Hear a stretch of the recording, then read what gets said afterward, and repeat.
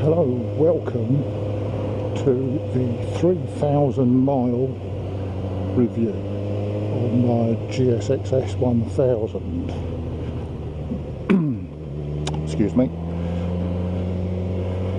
Right, anyway, first things first. Happy birthday to me, happy birthday to me. Yep, that's right, today is my birthday. 53 years young, old, whatever. Anyway, so I've been out for a little ride today. Actually quite a long ride. I've just realised it's about no, it can't be. About 5.5 hours in the saddle I've done today. No wonder my arse feels sore. Like a weekend at Barrymore's. Anyway, the 3,000 mile review. How's it going? Can't complain.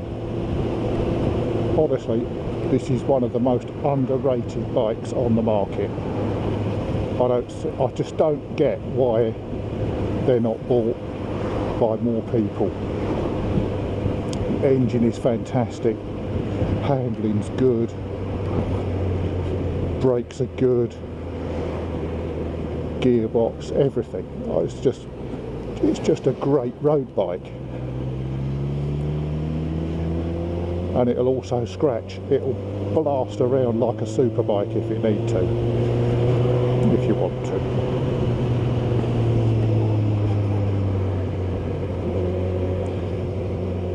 So with 150 brake, it's not slow. It's comfortable. As I say, I've done. Yeah, it is. It's around 5.5 hours on it today, and I'm just starting to feel that. But it's not bad. You know, I'm on the way home now. About another hour, I suppose, from home, and it's not bad. It's okay. Anyway, I don't know whether you've noticed, but it's now got bar end mirrors on, which is something I said I wasn't going to do because I decided it wasn't a cafe racer, so I wasn't going to fit them, but I did. And I've got to be honest, you know, I prefer them. You can see a lot more than just your elbows, which is pretty much all you see with the standard mirrors. It's definitely given the bike a much more aggressive look. It feels much more purposeful. That's just me, obviously, but yeah, I really like them. These are cheapo jobs off eBay. I think I paid 25 quid for them. You can pay 50 quid for the same set of mirrors on eBay as well, so if you are in the market for a set, then don't just buy the first 50 quid set you find. You can get them for half that. These are, I think, the CNC mirrors, and they're listed under Triumph, like Street Triple 675, GSXS-1000, you know, all the usual suspects.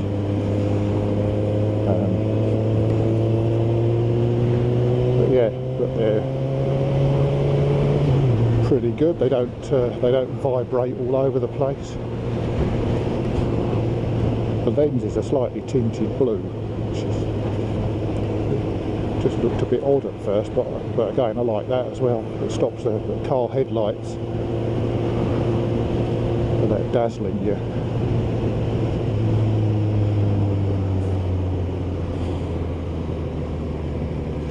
What else is new? I'm wearing earplugs. I've always worn, well, now and again anyway, I've worn those foam type ones, like those bullet shaped ones. But these are Alpine, well, not Alpine Stars. Alpine, God, what's the name of them? I'll post a link anyway later, but they're about 12 quid. Got them from Sports Bike Shop up near Boston. And God, they did half cut down the noise.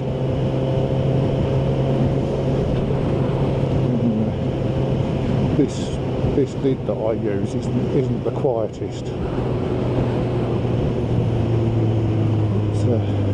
It has got quite a bit of wind roar to it normally, but these cut it right down. If you're wondering what's over there, that's RAF Lakenheath. Oh, it's not, it's RAF Building Hall. Lakenheath's over there.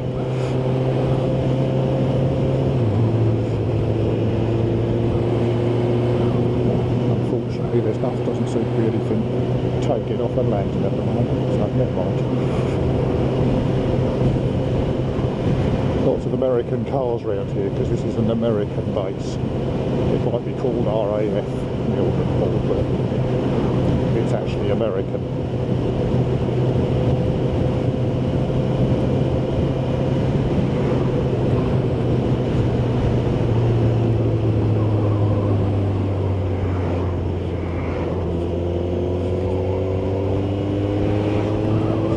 Anyway, for my birthday ride out, I went all the way down to Walton on the Naze to the revved up T-Bar, which was nominated in the MCN, what do they call it, Golden Sausage Award. God knows why. Because it's shit. I thought I was going to go down there and have a nice big birthday fry-up. But no. I walked in and asked her to do a breakfast stick or a breakfast bap or something like that and a cup of tea. And he said, I could do your a bacon stick. I thought, well, that's better than nothing.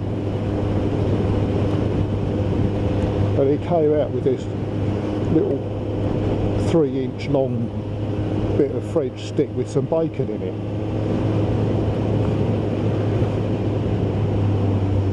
Now, I don't know whether they're not working as they should, like full capacity or whatever, but sorry, but that's not good enough. I won't be going there again.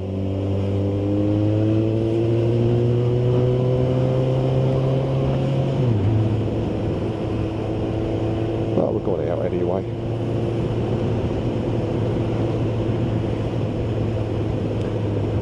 So yeah, the 3,000 mile review. Bloody brilliant. Love this bike. The more I ride it, the more I love it. And the more I get used to it. What else have we had done to it? Well, we had the idle speed parameters reset. That helped an awful lot. That's really has made a massive difference to the low speed snatchiness that these things are known for.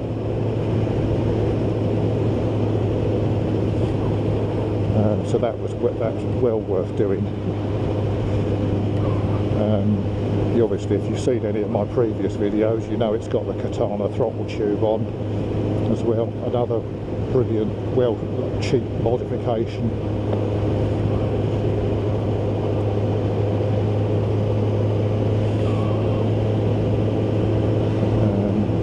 What else can we talk about? Tyres. Right, these Dunlops, these OEM Dunlops, they're not the best. Okay, they're adequate. They're okay. Right, a lot of people have said, oh, you know, get rid of them, change them, you know, they're like shocking. But I don't think they're shocking. I think they're okay as long as you're Sort of not trying to make like Michael Dunlop all over the place.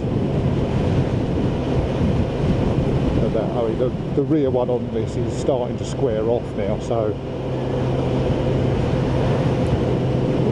it's going to have a new tyre on the back fairly soon, I would think. What to go for, don't know really. I've always reckoned that the 2CT is a really good tyre.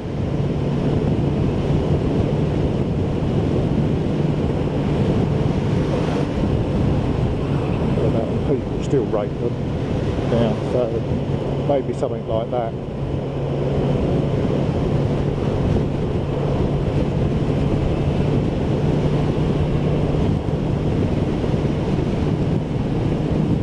It's funny how the mileage is notched up on this. I've probably used this more in this year than I have any bike that I've owned. I've owned a few now. Let's see, what have I owned over the years? I had an Aprilia Falco. That's what I had when I first passed my test. And from there I went to an 06 anniversary mod R1. Bought that brand new, loved it. What a bike, what a beautiful looking bike as well. And then I decided that I should sell that because I was riding a bit fast on the roads and I should slow down a bit. I don't know what kind of half-assed fucking idea I had at the time, but I decided that a ZZR 1400 I would slow down a bit on the corners and not stop trying to drag my knee all over the place. And it did. And looking back, it's probably the best road bike that I've had because it really was a weapon. But it was only a weapon when you caned it, where you were using it how it was designed to do, which is speed. And then I went for a ZX-10, an 04 model ZX-10R, which I loved.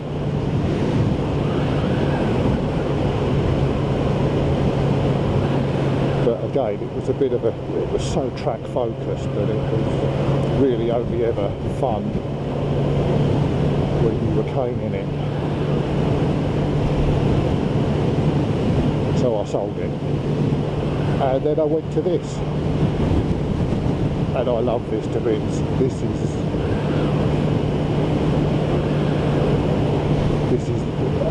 I think, if it's not the ZZR, then it's this. This is the best road bike that I've had. And no, I know it hasn't got all the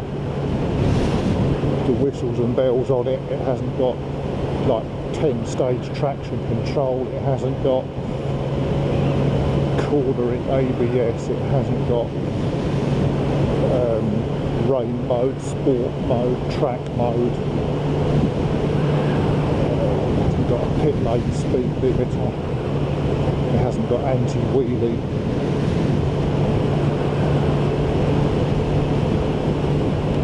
But none of the bikes that I've ever had have had any of that. This has a 4-stage traction control, including the off position, and it has ABS, which I personally think is enough for me. It's enough for this bike.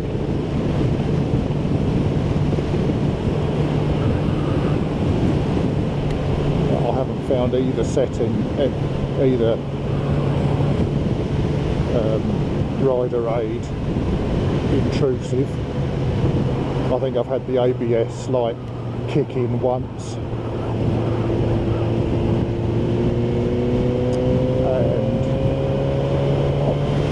Traction control, I don't remember seeing the light flicker actually, but maybe it did. But I always have the traction control set on number 1, which is the least intrusive of any of them.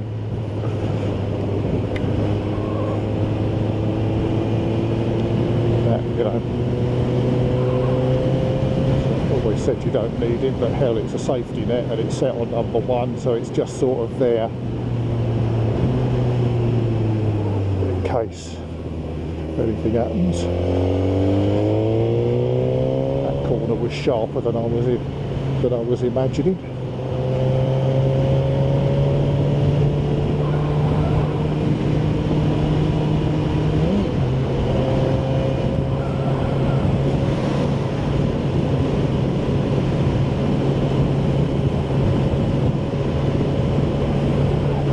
Anyway, so yeah, the little screen that I fitted, I don't know whether it does anything or not, to be honest.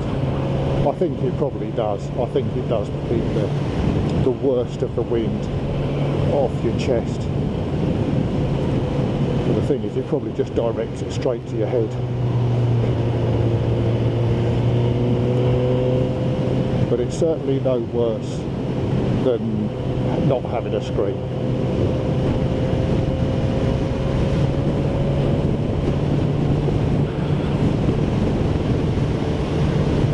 So yeah, so guys, that's about it.